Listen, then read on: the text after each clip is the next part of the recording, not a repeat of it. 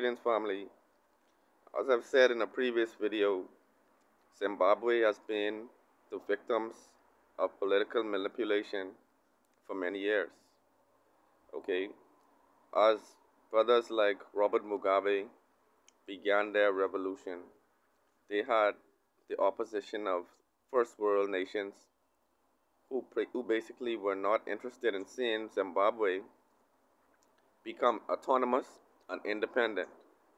All right, and so for many years, Zimbabwe has been the victim of economic sanctions, which have been destabilizing the economy of Zimbabwe. It has gotten to the point where in the food stores, the price of bread basket items have skyrocketed, right? And so, as I said in the previous video, many of the first world nations are heavily invested in um, disrespecting the people of Zimbabwe and disrespecting the leadership of Zimbabwe. Okay, family.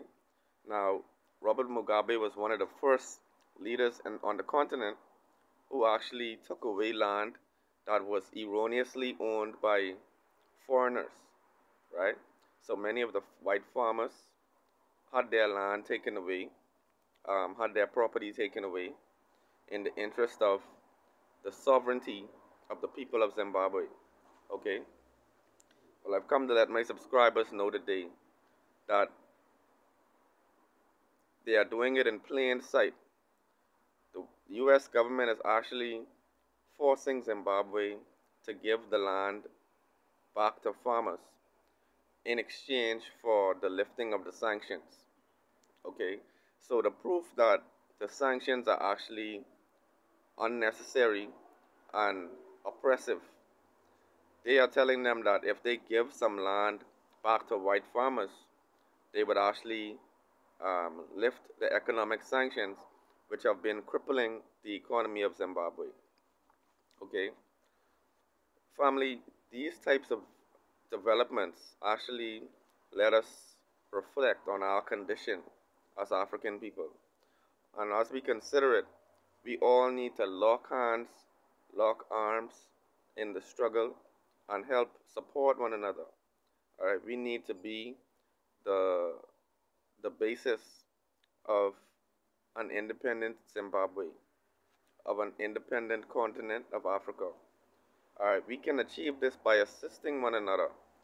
All right, Africa is producing every type of good, every manufactured good is taking place on the continent. They are building planes, smartphones, automobiles.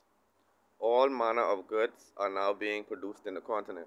So, in my opinion, I believe our brothers and sisters on the continent have had enough of foreign manipulation.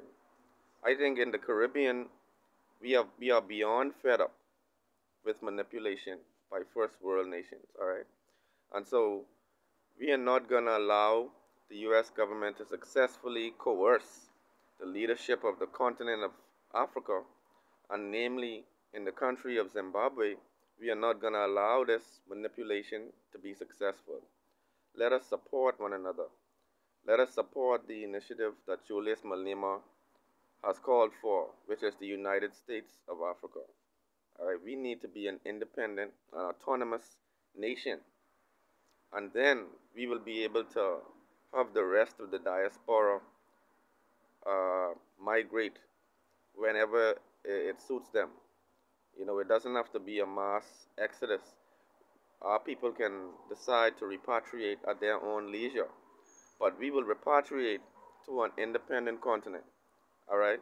I'm not going to see African people move back to Africa and find that there's a new China or a new America, all right? Or a new England on the continent of Africa. We don't need a Chinatown, all right? We need an autonomous nation with all the resources at her disposal. All right, family. Let me know your thoughts in the comments below. One love.